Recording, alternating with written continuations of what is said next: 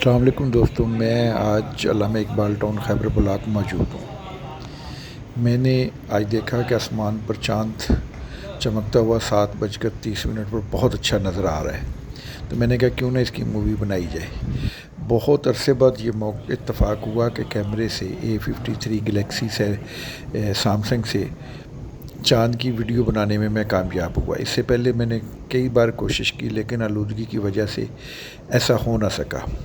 لیکن جب میں نے آسمان کی طرف دیکھا اور اس کو گیا تو سامنے بادل اور چاند جب ریکارڈنگ کر رہا تھا تو میں زوم ان اور زوم آؤٹ کرنے لگا تو پتہ لگا کہ فضا میں آلودگی کی شرح بہت زیادہ ہے۔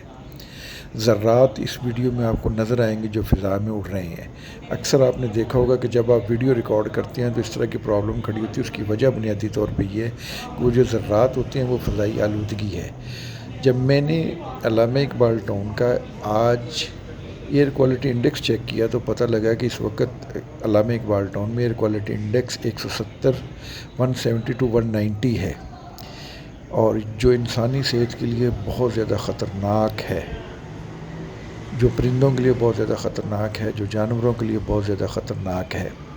لیکن آسمان صاف نظر آ رہا تھا، ویڈیو بنی، میں خوش ہوا، میں نے بادل دیکھے، میں نے اس خوبصورت سین کو آپ کے لیے کیپچر بھی کیا۔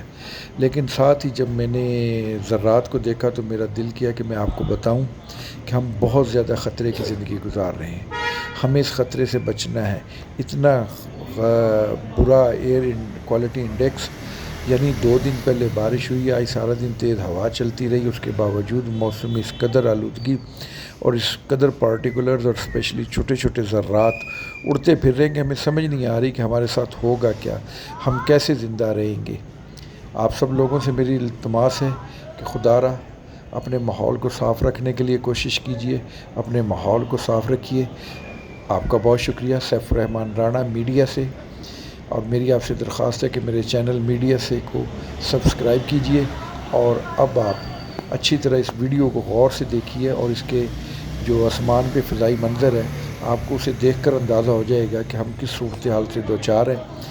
آپ اس ویڈیو کے انتہائی مانیوٹلی اور گہرائی سے دیکھیے گا، اور خدا را اپنے ماحول کو صاف رکھیں۔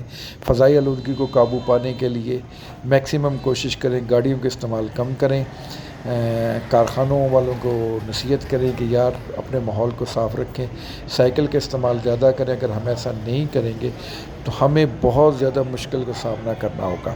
پلیز دیکھیے اس ویڈیو کو، اور اس خطرے سے بچنے کے لیے اپنی شعوری کوششوں کا آغاز کیجیے۔